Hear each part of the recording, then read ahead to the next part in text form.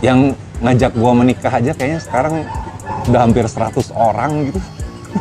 Ngajak menikah, ngajak ngewe mah tiap hari, tiap malam ada yang ngajak ngewe.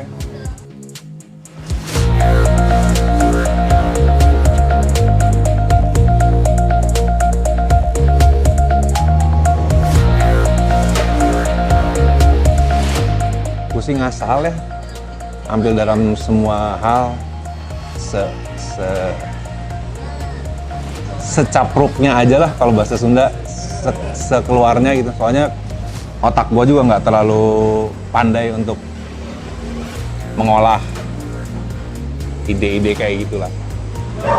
Gue emang nggak tertarik sama apapun nih, emang nggak pernah being triggered gitu. Terus kalau misalnya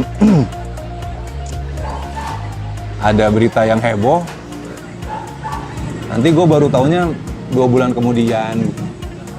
Jadi antara emang guanya kurang respon, pengetahuan gue juga minim, emang nggak tahu kenapa. Sekarang gue baru berapa bulan lalu cerai. Yang ngajak gua menikah aja kayaknya sekarang udah hampir 100 orang gitu. Ngajak menikah, ngajak ngewe mah tiap hari, tiap malam ada yang ngajak ngewe. Terus ada yang perempuan cantik, gua nggak tahu mereka janda atau gimana. Kayak Raya ya, yang abang menikah sama saya aja. Nggak perlu kerja, saya kayak Raya gini. Kita ini aja apa namanya, tamasya aja sampai tua gitu. Itu ada beberapa gitu ya. Kalau lihat fotonya sih cantik lah. Cuman gue nggak pernah tahu sebabnya apa nih. Gue nggak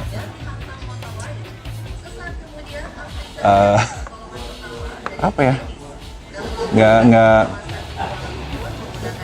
mungkin karena daya tarik gue juga nggak tahu daya tarik gue apa ya. nggak kalau zaman muda mungkin masih agak-agak ganteng lah. Sekarang gue udah tua, umur gue udah 47 itu. Secara fisik juga nggak sebagus gue muda lah ya. Cuman emang misteri gitu, buat gue juga misteri. Ketertarikan itu sangat besar. Perempuan tuh sampai segitunya gitu sama gue. Walaupun gue nggak terlalu berminat lah sama perempuan. Gue gampang banget ilfil gitu sama perempuan. Terus ya cowok juga banyak yang gitu, gay gitu yang ngajak check in lah. Sehari aja ada lah 2-3 orang cowok ngajak check in gitu. Gue nggak tahu kenapa ya. Ya nggak ada kehidupan seks juga, nggak ada. Udah lama juga lah nggak ngewe, jadi entahlah gitu. Gue sih nggak berpikir gimana. Gue sih punya teori, gue cuma nunggu mati doang ya. Sementara belum mati ya masih berusaha bikin musik yang baru, masih standar lah, bapak-bapak. Kalau urusan seni gue masih berusaha bikin album Coil lah sebisa mungkin. Gue tidak berpikir sebagai musisi sih, gue selalu berpikir cari duit aja lah dari apapun bentuknya. Karena gue teh pedagang gitu, berusaha cari uang, nabung, bisa hidup sederhana. Ya kalau kaya raya mungkin bisa hidup mewah. Hanya itu aja sih. Di umur segini mah nggak ada cita-cita juga nih. Oh gue mah nggak pernah, hidup gue nggak pernah nyaman nih. Hidup gue mah kayaknya menderita terus. Bukan menderita keluhan ya, gue tidak mengeluh dengan penderitaan gue gitu, cuman gue selalu sakit, gue disantet terus-terusan, badan gue teh sakit setiap hari gitu. Belum lagi sekarang gue nggak tinggal sama anak gue yang cewek teh, itu ini banget ya, berat banget lah buat gue. Ya buat bapak-bapak yang kehilangan anak perempuannya teh, itu teh berat pisan lah gitu. Terus apa ya? Mungkin dalam gue nggak pernah hidup nyaman ya. Cuman ya udahlah, dinyaman-nyamanin aja gitu. Adanya begini ya, di ini aja lah, dijalanin aja gitu. Gue nggak bisa bilang dinikmatin karena gue tidak menikmati ya. Emang kesehariannya berat gitu. Kesehariannya berat, terus sehari aja gue bisa mimisan 3 jam, 5 jam gitu, ngocor terus darah teh. Capek gitu apa namanya. Balik tisu. Nggak bisa, kadang nggak bisa ngapa-ngapain juga. Ya balik lagi tadi, emang hidup gue mah banyak penderitaan, cuman ya sudahlah. Dijalanin aja gitu. Apa ya? Gue sendiri melakukan hal-hal yang berusaha positif aja buat kehidupan keseharian gue. Cuman paling gue berusaha olahraga, jalan gitu, jalan-jalan sendiri, panas-panasan, biar berat badan gue turun, terus dengerin lagu, itu doang. Kesenangan gue cuman itu doang kayaknya, nggak ada. Udah nggak pernah ngapa-ngapain juga nih Pak. Kita bisnis segala macem diganggu orang. Terus tahun berapa kemarin gue kemarin dituntut membajak usaha gue sendiri, dituntut membajak baju koil. Gitu. Udah nggak masuk akal lah pokoknya. Gue tuh mengalami hal-hal yang gitu, yang absurd, nggak masuk akal. Gue setahun di kantor polisi, terus usaha kita bangkrut berapa miliar. Banyak banget terjadi hal yang absurd yang membuat semua usaha gue sama teman-teman gue rontok gitu. Dan hal itu nggak bisa gue hindarin ya, makanya kayak sekarang kita nggak punya uang, kita kayak restoran juga Leon masak lagi, terus dikerjakan sendiri lagi semuanya gitu dari awal. Karena kita bangkrut, kita banyak dijahatin orang lah intinya gitu. Yang jahatinnya juga teman-teman sendiri. Ya apa ya, awalnya kita sukses gitu, tapi karena nggak banyak sih, ada ya orang-orang yang ngejahatin kita ini, jadi semuanya rontok lah gitu. Sekarang malasnya tuh kan di umur segini kita teh harus mulai lagi, umurnya teh nggak tepat gitu. Dulu kita nyablon di umur jadi buruh sablon, jadi gitu-gitu di early 20 gitu ya. Semangat sebagai orang miskin teh sangat tinggi kan. Orang miskin yang punya idealisme, oh gue pengen jadi kaya gitu.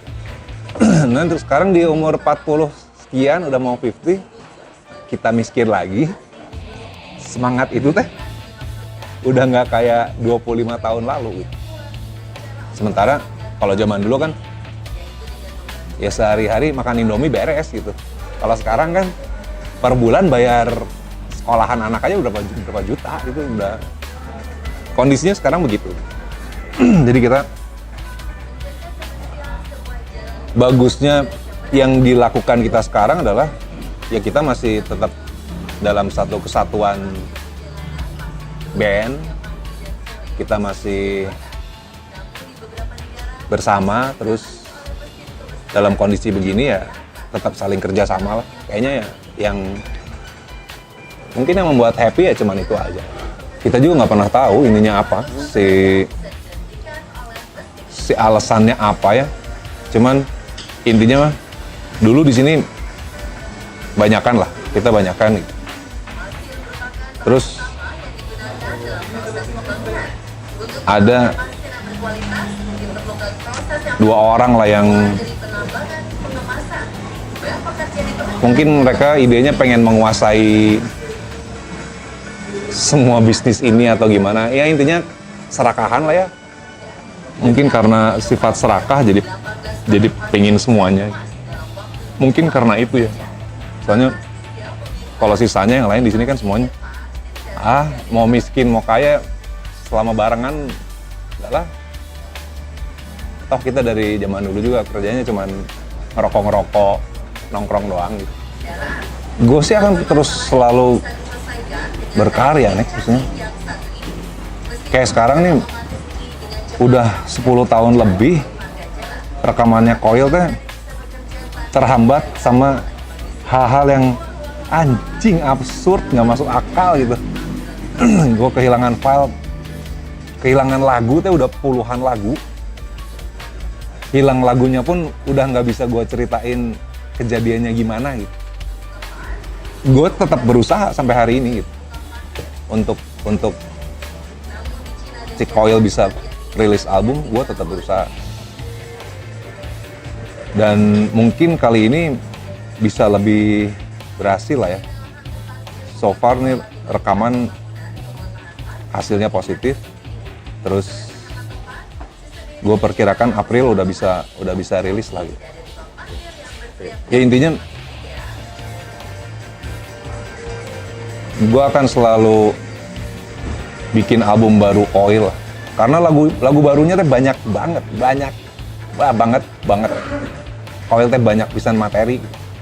Gue sih selalu punya target album baru tuh akan lebih bagus dari album sebelumnya. Nanti gue bikin album lagi akan lebih bagus lagi dari sebelumnya. Akan selalu begitu. Tapi di idealisme gue ya, nggak tahu ntar keterimanya sama publik pendengar, mungkin mereka kecewa ya, nggak tahu. Ya awalnya gue nggak tahu hal itu ya. Awalnya gue baru tahu hal-hal itu gara-gara interviewnya Soleh itu gitu.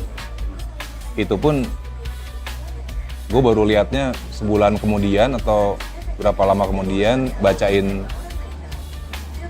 Ternyata kan yang komen ribuan. Gue bacain, ya kesimpulannya mereka peduli banget sama gue gitu.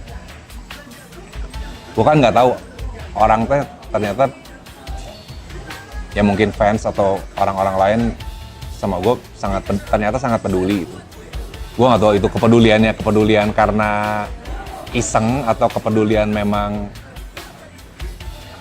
merasa care betulan, gue nggak pernah tahu. Gue kan tetap nggak bisa untuk merespon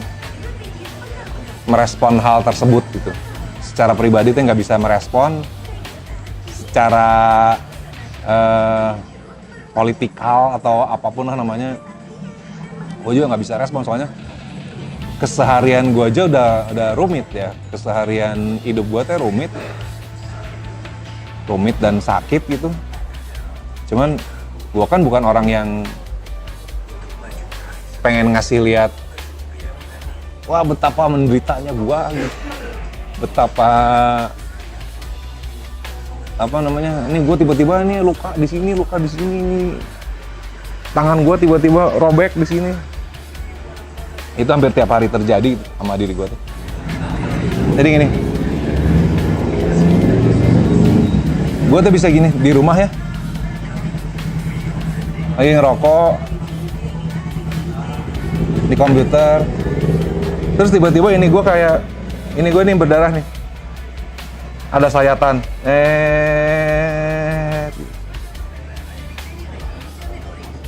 sakit ya itu teh, berdarah lagi, nggak ada yang nyayat, tapi itu aja gitu, kayak film horor. Itu teh sakit bisa. Sering? Nggak sering. Kalau dekat kalau mau manggung biasanya. Ya gue cuman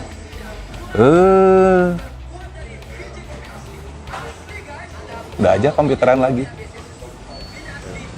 Gue tuh tidak, hidup gue lebih ke aduh berdarah, ya udahlah. Tang lu kemarin beli mobil ditipu ini. Oh, kena berapa gua? Sekian ratus. Oh, sudahlah. Gue sih lebih banyak itunya. Ya wis lah, mau gimana lagi? Ntar gue cari duit lagi lah gitu.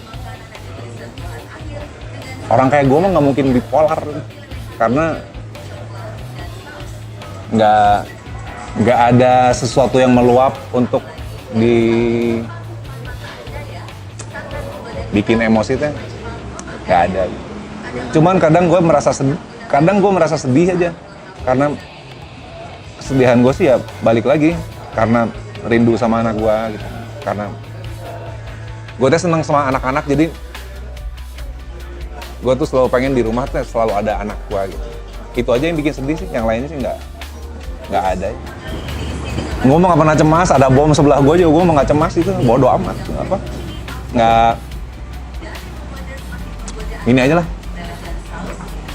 Gue tuh nggak pernah butuh temen gue yang ada cuman ya teman band sama semua yang usaha di sini sama pegawai-pegawai.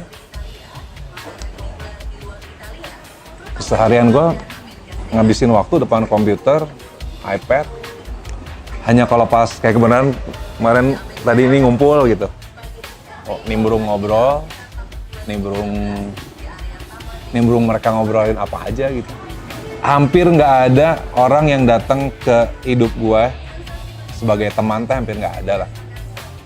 Maksudnya teman yang intens menjadi teman gitu. Kalau ada, ya paling perempuan, istri, pacar. Gue tuh nggak tahan bersama perempuan lama-lama, nggak tahan gitu.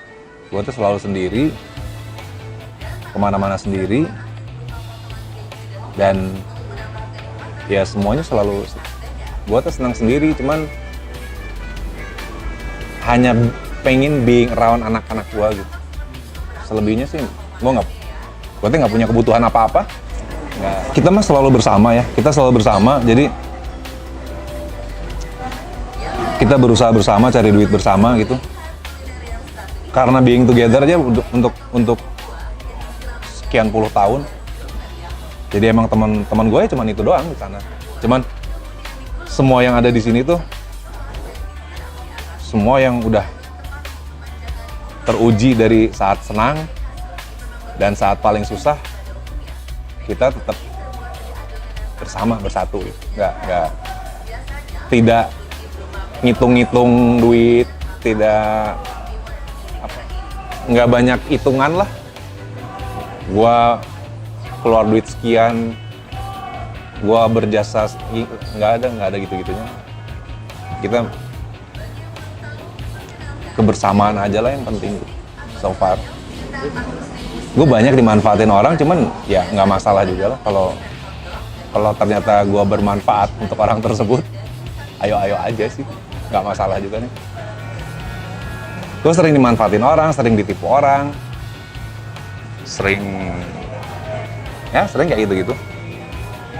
Man ya nggak apa-apa juga, nggak protes juga. Untuk orang-orang yang pernah bermasalah sama gue, untuk orang-orang yang ngelicikin gue, buat gue orang-orang itu kan bawa sial ya.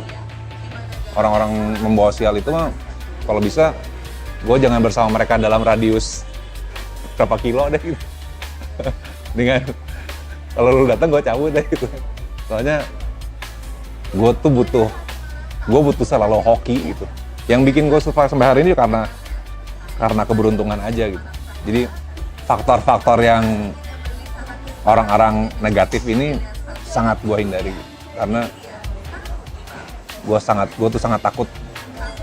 Bahkan untuk ngobrol pun dengan orang-orang seperti itu ya, hanya chatting pun itu akan membuat keberuntungan gue berkurang gitu. Jadi begitu ada orang-orang itu ngajak chatting aja, sebelum gue baca gue delete dulu aja.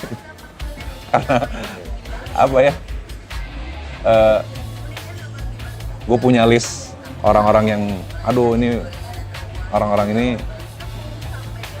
yang negatif gitu. Itu udah pasti gue delete, gue block. Ini banget lah, alergi banget emang. So far semua bisnis yang kita jalanin ini hanya untuk bertahan hidup aja lah, untuk kita nggak punya cara, nggak punya ide, nggak punya modal untuk ngembanginnya, nggak ada. Sekarang yang ada pemasukan hanya untuk makan sehari-hari, masukan lagi datang untuk makan sehari-hari, masukan lagi makan sehari-hari, belum bisa nabung, belum bisa invest, belum bisa, ya katakanlah belum ada masa depannya lah untuk saat sekarang. Sebetulnya bukan karena kita skeptis ya, cuma karena itu tadi, karena kita mendapatkan halangan, mendapatkan kerugian dengan cara-cara yang nggak masuk akal nih. Maksudnya orang lain tuh bangkrut karena mereka suka judi gitu, bangkrut karena kawin lagi, bangkrut karena kehidupannya menjadi mewah atau gimana gitu. Kan kita tidak melakukan hal itu. Kita semuanya bisa dibilang bisnismen yang sangat baik gitu. Cuman kita ketimpa kayak nasib sial lah gitu ya. Di luar dijahatin orang gitu, di luar faktor ada orang jahat, kita kayak kena nasib sial aja gitu. Kalau soal fairnya gue nggak tahu ya hidup mah nggak pernah adil lah. Cuman kayak contoh kita buka cabang di Santa ya, rumah makan di Santa. Itu kan laku banget, 2 bulan, 3 bulan, omsetnya aja udah ratusan juta itu sebulannya. Bulan berikutnya dibikin jalan kan di situ. Ada perbaikan jalan. Langsung sepi lah. Kayak gitu. Terus di sini omset per bulan restoran kan 600 juta. Sekian tahun omsetnya gede. Tiba-tiba bulan berikutnya omsetnya langsung jatuh 150 juta gitu. Dan kita nggak tahu sebabnya apa gitu. Tiba-tiba restoran sepi tanpa sebab. Makanan tetap enak, pelayanan tetap bagus segala macam. Itu restoran. Si clothing one dulu miliaran gitu, omsetnya miliaran. Terus tiba-tiba gue masuk kantor polisi dilaporin ngebajak clothing gue sendiri. Terus setahun gue di kantor polisi, kan? Si clothing gue nggak boleh menjual, clothing tidak boleh menjual produknya sendiri. Ya udah hancur lah. Ya karena ulah orang-orang jahat tadi. Belum lagi faktor-faktor itu ya, faktor-faktor sihir lah, susah diceritakan pokoknya. Ada orang ini sama, ini kita juga dulunya partner berbisnis di sini juga melakukan ya gitulah persantetan dan segala macam yang intinya adalah membuat gimana caranya biar gue miskin terus. Tuh kayak kemarin dari sini gue keluar rantai sama serpihan-serpihan uang gitu. Itu ilmu-ilmu yang ya ilmu sihir yang gunanya adalah untuk membuat lu teh miskin gitu. Kayak gitu. Gue sering banget kayak gitu. Itu faktor gitu gue alamin udah nggak tahu berapa tahun kayak gitu. Dan kita nggak bisa sampai hari ini nggak bisa, belum punya obatnya untuk hal tersebut. Jadi semua sumber rezeki itu bisa koil nih. Koil itu bisa nggak ada job 8 bulan gitu. Dan itu nggak tahu sebabnya apa. Gila.